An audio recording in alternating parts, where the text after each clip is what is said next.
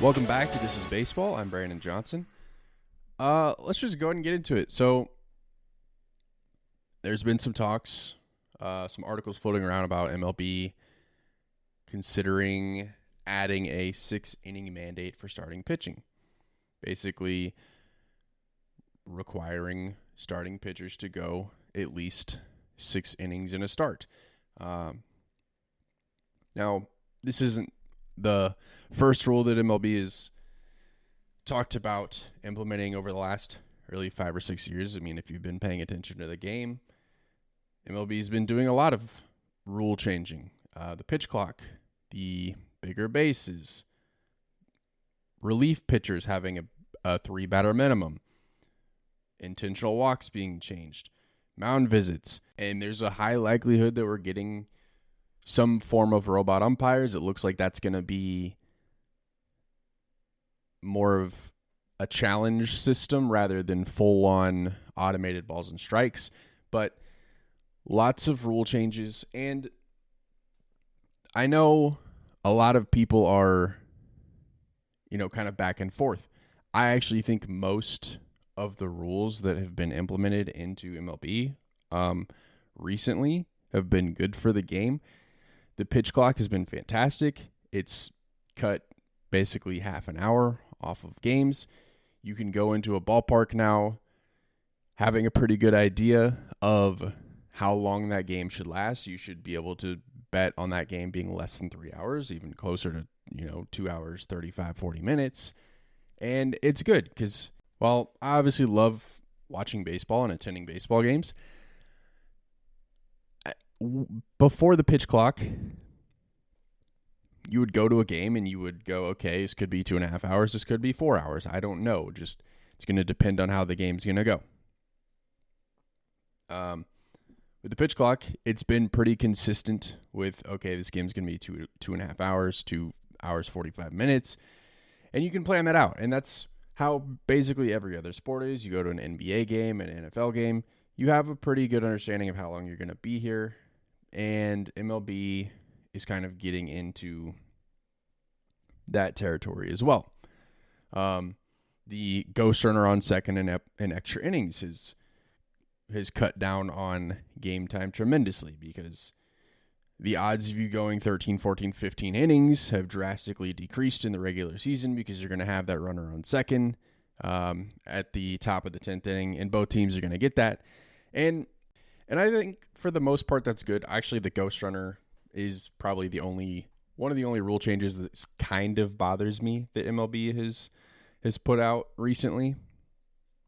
But let's jump back over to this 6-inning mandate and kind of get into the details of it.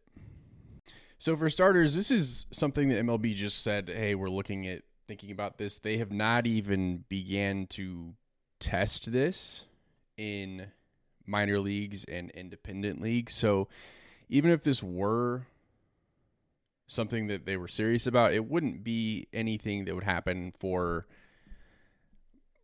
5, 6, 7 years just because they haven't tested to see what it looks like. You'd have to train your pitchers differently. You'd have to stretch them out. They'd have to prepare completely differently, and you'd have to give everybody time to adjust to a different way of performing. But here's where I think MLB is at with this. I think MLB wants starting pitching to be the star of the show again. I think people want people to turn on the game, come to the ballpark, whatever, and they can expect that whatever starting pitcher is on the mound that night, they're going to see for at least 6 innings. And I don't think that that's unreasonable. I think that with the evolution of the bullpen and analytics and how front offices view utilization of pitchers, that's changed where there's a lot more emphasis on the bullpen. And there have been rules that have been implemented to kind of put some of that in check. I mentioned it earlier. You have a 3-batter minimum for relievers now. You had, for a long time, you had the loogie pitchers, the lefty one-out pitchers that they'd come in and get the lefty-lefty matchup, and they might throw one pitch, and then they're done for the night. And while they didn't spend much time on the mound, you have to stop the game, bring in a new pitcher, let that new pitcher warm up. That's 2 minutes right there. That pitcher throws one pitch. He gets the hook. And you have to bring in your other relief pitcher. And before you know it, it's been 6 minutes before two batters have stepped into the box. So I think it's MLB trying to get back to kind of the traditional look of how pitching was set up, where back in the 70s, 80s, 90s, a pitcher going 7, 8, 9 innings was not unheard of and not uncommon at all. Pitchers having complete games like it was just like a normal Tuesday, where I think there have been like 11 complete games pitched in total in all of 2024. So I think they're trying to get back to emphasis on the starting pitching, getting rid of stupid things like the opener, and just making the starting pitchers a star of the show. Where they're looking at, teams are so focused on analytics, where they're like, okay, this pitcher's been dealing, but he's about to see the lineup for the third time, and his stats go down quite a bit the third time through the order, so let's take him out. I know that he's only pitched 5 1/3, but let's take him out. I think the best example of this is Blake Snell in the World Series, where Kevin Cash took out Snell in 2020, and Snell was dealing, and it just absolutely didn't go the Rays' way after they did that.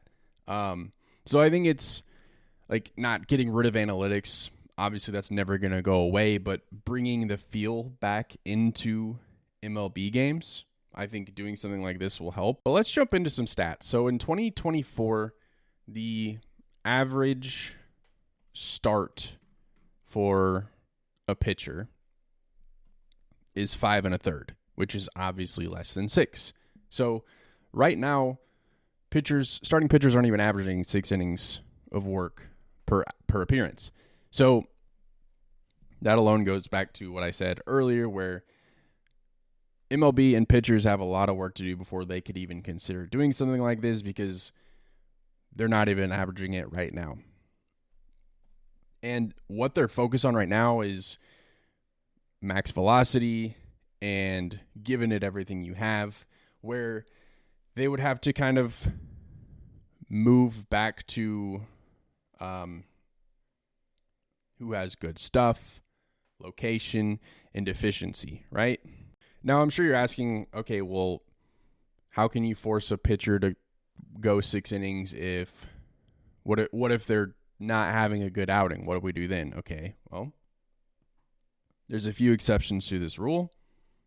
And the first one would be if you're throwing 100 pitches. Obviously, if you've thrown 100 pitches before you reach 6 innings, or even by 6 innings, it probably wasn't a very good outing. You lacked efficiency, you probably gave up a lot of runs, and you need to go. So throwing 100 pitches before you reach this 6-inning mark, you can pull your pitcher. The second exception would be giving up 4 or more earned runs before that 6-inning mark. Now, the average ERA in MLB across all pitching right now is over 4. So, again, pitchers can't even average 6 innings. They don't average under a 4 ERA. So, this rule's likely going nowhere. And I think the first 2 exceptions, throwing 100 pitches and giving up 4 or more earned runs, if you did one, you probably did the other, I would think, unless you give up 4 early. But I think if you're giving up 4 runs early, you just got to eat it and just get through the game and get to the bullpen and just move on to the next one. And the third exception right now would be if a pitcher gets injured. Obviously, like if a pitcher hurts himself, they're not going to be like, you didn't hit your 6-inning minimum. You're going to have to stay in there and hurt yourself even more. No. If you get injured, you can come out. Now, if a pitcher does have to come out due to injury, that pitcher has to do a stint on the injured list. And the reason that this is part of that is because they don't want teams to manipulate that rule. They don't want a team to come out with a pitcher who's thrown 5 1/3 and him fake an injury, shoulder discomfort, whatever, and then just automatically be fine. So it's, if you're hurt, well, that's cool, but you're going to have to go on the IL. And I actually think that's a good rule because I think teams would game that system if they didn't have that in place. But again, this is all just something that MLB has said that they want to do.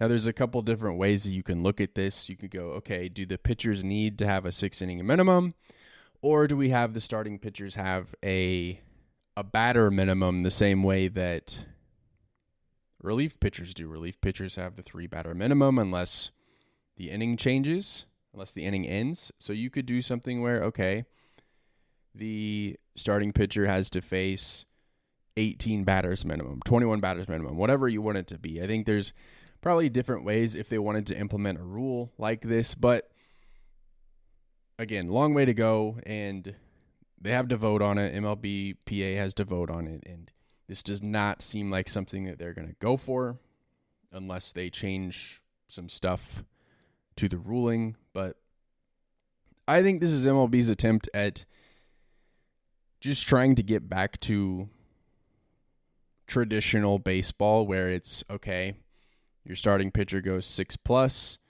and then you have your bullpen guys for the 7th, 8th, and 9th, and just have a better expectation. I think there's good and bad to this rule.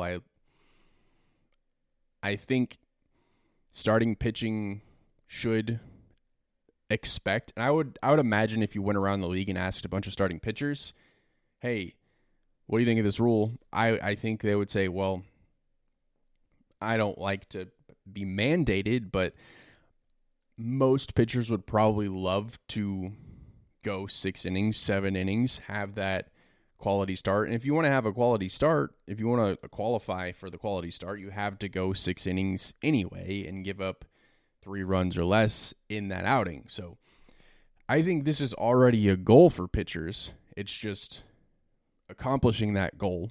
How do we get there? And I think that they can, and it comes down to just preparing differently, because the way that the bullpen, again, I said it earlier, the way that the bullpen has evolved in the last 10 years has taken some shine off of starting pitching, because these bullpens are built to be able to take a bulk of the load now. But I always have fun whenever MLB starts talking about implementing new rules. I like to always kind of see where they're coming from with it and see reactions to fans and players. And this one's interesting. And again, I don't know if we'll see it. If we do see it, it won't be anytime soon. But that's all I have this week. Thank you for listening. Brandon Johnson. This is Baseball. I'll see you next week.